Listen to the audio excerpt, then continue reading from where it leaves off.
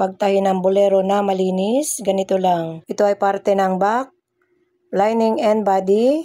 Kailangan magkatapat ang nuts. Magkaharap ang right side to right side. Tapos pasadaan natin 1/4. Mag-nuts na tayo. Ayusin ang pag-nuts. Bawal ang sobra. Next, 1/16.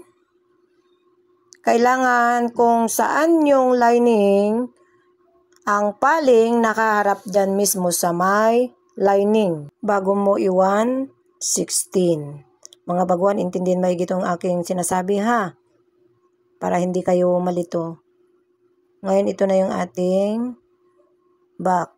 Sunod naman natin ang ating front. Ito ay left and right. Bago nyo i-join, kailangan pagsamahin nyo na silang mag-asawa. Kailangan magkaharap right side to right side. Ngayon, dito sa harap, dito sa paumbok, pasadaan natin 1/4. Sunod naman natin ang kanyang partner. Huwag gupitin yan. Kailangan ganito lang para hindi kayo malito na. Tapos mag-nuts. Ayusin ang pag-nuts. Kailangan dikit-dikit yan para pag binaliktad, susunod. Ikaw na nanonood, kung gusto mong matutunan ito, intindihin mo maigi yung nilalaman dito sa video. Ngayon mag-1/16 tayo ulit. Ang paling nakaharap sa lining. Kapag mag-1/16 kayo, bawal ang bagsak. Huwag niyong ugalihin yung bara-bara kung manahi. Ang ginamit ko nga palang tela dito ay Gina Fabric. Ngayon ito na yung ating back and front, left and right. Ganito ang mag-join shoulder. Kailangan nakalagay na ang front sa back. Pagsamahin ang front and back. Kailangan pagtapatin ang tahi dyan sa may shoulder, maglagay ng pin, saka natin pasadaan 1/4. Ngayon kailangan i-nuts dyan mismo sa tahi ng shoulder. Dahan-dahan, baka sumobra. Ayan. Ngayon sa kabila naman tayo, tingin-tingin.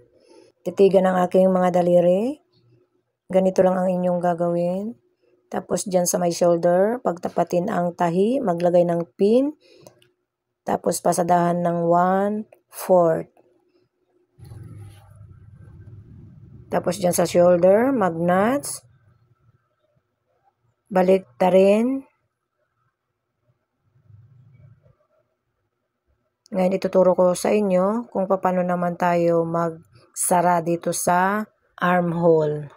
Tingin-tingin. Ganito ang magsara sa armhole. Pagsamahin ang armhole lining and body. Pagtapatin yung tahi dyan sa may shoulder. Tapos maglagay ng pin. Then pasadaan natin 1/4. Tapos mag-nuts. Sa kabila naman tayo. Pagsamahin ang shoulder ng lining and front. Ayusin maigi. Tapos pasadaan natin 1/4. Madali nyo lang sundan ito. Intindihin mo lang yung aking sinasabi dito sa video. Ngayon kailangan natin i-nuts. Tapos balik ta rin. Dito tayo mismo magbaliktad sa back. Ganon din sa kabila. Balik ta rin. Ngayon isusunod naman natin ang side close. Dito sa front, kailangan natin basting, left and right. Ngayon mag-side close na tayo. Pagsamahin ng ganito. Tapos kunin ang back. Ayusin maigi. Kailangan ipitin ninyo na maigi yan. Tapos maglagay kayo agad ng pin. Ganon din dyan sa baba, maglagay ng pin. Sa kabila naman tayo, kunin ang front, ilagay dyan mismo sa armhole. Ayusin maigi, hawakan maigi. Tapos kunin ang back, saka itupi. Ayan. Maglagay ng pin hanggang sa baba. At dito sa laylayan, gumuhit 3 inches.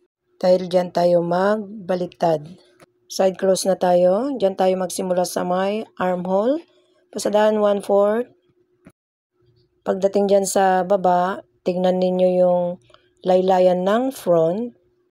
Kailangan hindi nyo yan maisama sa tahi. Ngayon, pagdating dyan sa kanto, ikot. Tignan yung front, baka maipit. Kailangan yung ilihis.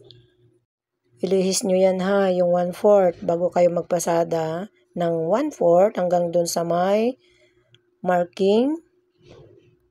Then, backing, laktaw, tapos backing, diretso hanggang dun sa may dulo. Tapos, ikot, diretso pasada hanggang dyan sa may armhole. Ngayon dyan sa dalawang sulok, gupitin ang tulis. Tapos, baliktarin. Dyan mismo magbaliktad sa may open. Ngayon dyan sa may likod, kailangan natin pasadahan 1/16. Ikaw na nanonood, nasundan mo ba yung aking pinaliwanag dito sa video? Ngayon ito na yung ating ginawang bolero. Bye na guys. Love you all. Thank you.